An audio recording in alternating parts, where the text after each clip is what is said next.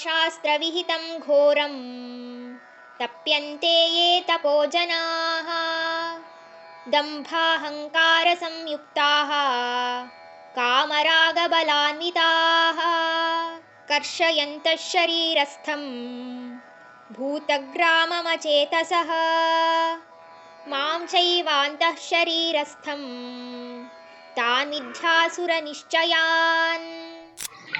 ಈ ಕಾಮ ಬಂಧನದ ಅನುಸಾರವಾಗಿ ಬೂಟಾಟಿಕೆ ಮತ್ತು ಅಹಂಕಾರದಿಂದ ಯಾರು ಈ ಶಾಸ್ತ್ರದ ವಿರುದ್ಧವಾಗಿ ಕ್ರೂರವಾದ ಕೆಲಸ ಕಾರ್ಯಗಳನ್ನು ಮಾಡ್ತಾರೋ ಅಂಥವರು ಅಜ್ಞಾನದಿಂದ ಅವರ ಎಲ್ಲ ಇಂದ್ರಿಯಗಳನ್ನು ಮತ್ತು ಅವರ ಒಳಗಿರುವ ನನ್ನನ್ನು ಸಹ ಹಿಂಸಿಸುತ್ತಿರ್ತಾರೆ.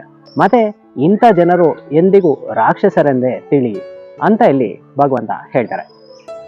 ಇಲ್ಲಿ ಇನ್ನೊಂದು ವಿಷಯ ಅರ್ಥ ಮಾಡ್ಕೊಳ್ತಿರೋದಂದರೆ, ಈ ಆತ್ಮ ದೇಹದೊಳಗೆ ಬರೋದು ಕರ್ಮದ ಪ್ರಕಾರ ಆದರೆ ಪರಮಾತ್ಮ ಆತ್ಮದ ಒಳಗೆ ಬರೋದು ಒಂದು ಕೃಪೆಯೇ ಸರಿ. ಅಂದರೆ ಅದು ಯಾವುದೇ ರೀತಿಯ ಕರ್ಮ ಬಂಧನದಿಂದಲ್ಲ, ಸಂಕಲ್ಪದ ಶಕ್ತಿಯಿಂದ ಆಗಿರೋದ್ರಿಂದ ಅದು ನಮಗೆ ಬಂದಿರುವ ಒಂದು ಬ್ಲೆಸ್ಸಿಂಗ್ ಅಥವಾ ಕೃಪೆ ಅಂತಾನೆ ನಾವಿಲ್ಲಿ ಹೇಳ್ಬೋದು.